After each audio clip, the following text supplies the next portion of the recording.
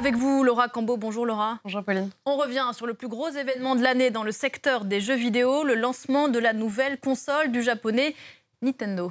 Oui, le lancement de la Switch 2 qui s'annonce retentissant car les fans ont attendu Pauline. Nous sommes 8 ans après la sortie de la Switch 1. Alors il y a eu des précommandes, des magasins ont ouvert leurs portes dans la nuit, comme à Paris, vous le voyez sur ces images.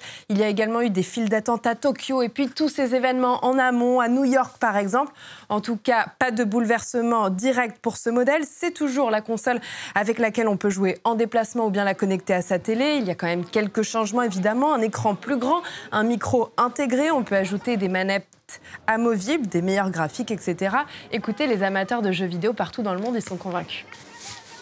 C'est la première fois que je fais la queue pour un truc, pour un produit de jeu vidéo. Mais ouais, ça fait longtemps que j'attendais la sortie de la console et puis c'était l'occasion de vivre ce moment un peu historique si on aime bien un peu les jeux vidéo.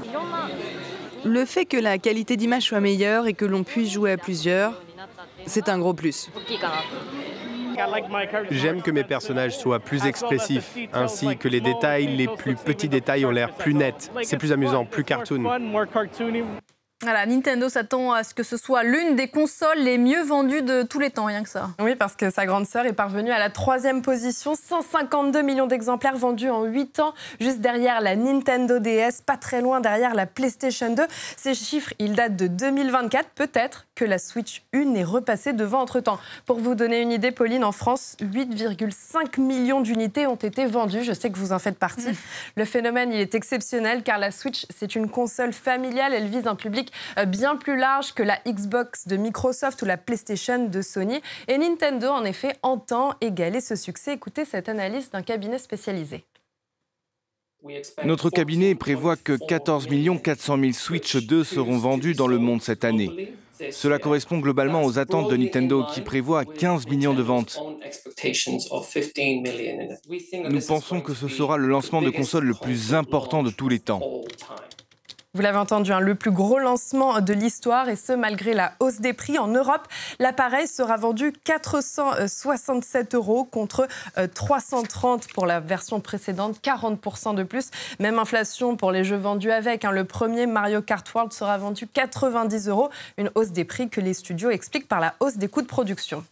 Au-delà de la hausse des prix, Nintendo fait face à un autre défi. Oui, le japonais lance sa nouvelle console dans un contexte très particulier. Vous le savez, la guerre commerciale menée par Donald Trump. On écoute ce spécialiste.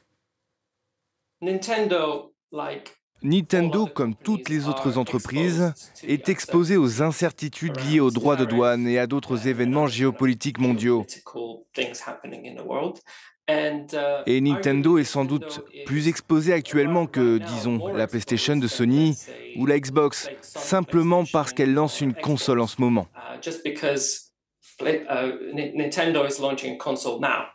Alors avant, Pauline, Nintendo produisait quasiment tout en Chine, mais depuis 2019, l'entreprise s'est diversifiée. Maintenant, ces consoles qui sont destinées aux très gros marchés américains sont construites au Vietnam. Et le Vietnam fait justement partie des pays qui sont le plus dans le viseur de Donald Trump, avec des surtaxes de 46%. Alors on le sait, ces surtaxes, elles sont pour l'instant suspendues jusqu'à début juillet, mais au vu des incertitudes actuelles, Nintendo craint des répercussions. Voilà, l'enjeu est très important pour Nintendo. Oui, car la Switch 1 a fait son âge. Les ventes sont en baisse de presque 30 millions d'exemplaires vendus en 2020. Nous sommes passés à 12 millions environ cette année. Et puis, contrairement à ses concurrents Sony et Microsoft, Nintendo dépend beaucoup des jeux vidéo puisque 90% de ses revenus sont liés à la Switch aujourd'hui.